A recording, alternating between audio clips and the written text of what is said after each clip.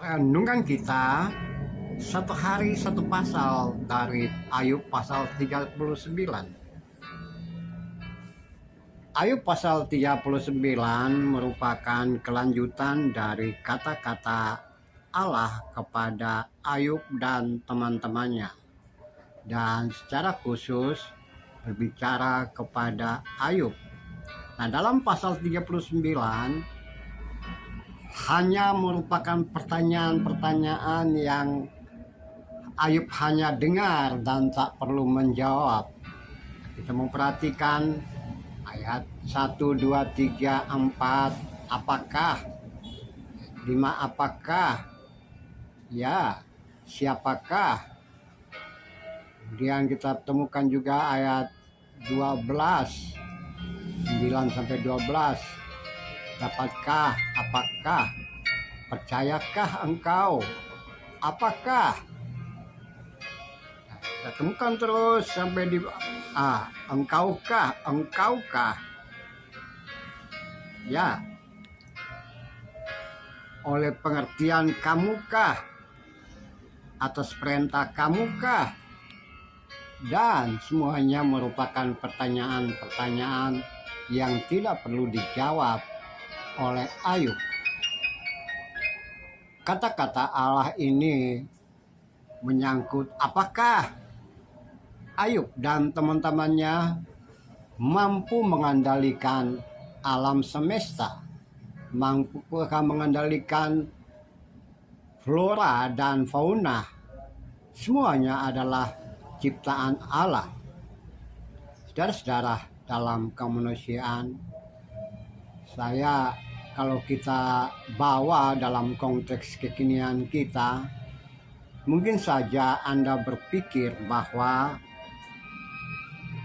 pertanyaan-pertanyaan dalam Ayub pasal 39 tentang kemampuan manusia memahami, mengenal apa yang dikerjakan dan juga ciri-ciri flora dan fauna di alam semesta tersebut adalah sesuatu yang sudah terjawab.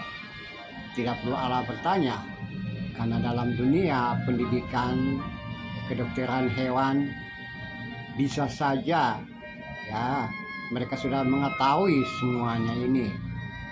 Seorang teman saya pernah berkata bahwa seluruh binatang, seluruh flora dan fauna yang ada di atas bumi, di bawah laut, dan mungkin saja dimanapun, secara ilmu pengetahuan kedokteran hewan mereka sudah pahami, mereka tahu seluk-beluknya, mereka mengerti semuanya itu, mulai dari spesies, ordo dan familinya, flora dan faunanya mereka sudah tahu.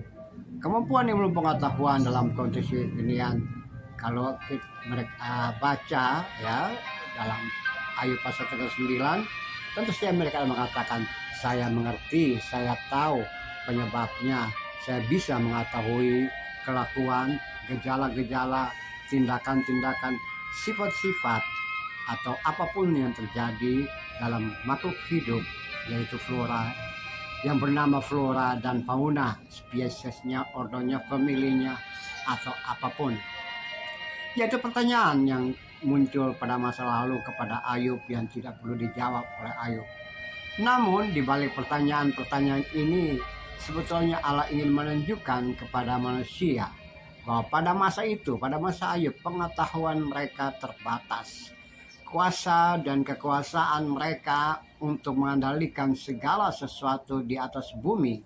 Namun ada hal-hal yang lain yang mereka tidak pahami, mereka tidak bisa kendalikan, mereka tidak mengetahui, mereka tidak tahu semuanya itu.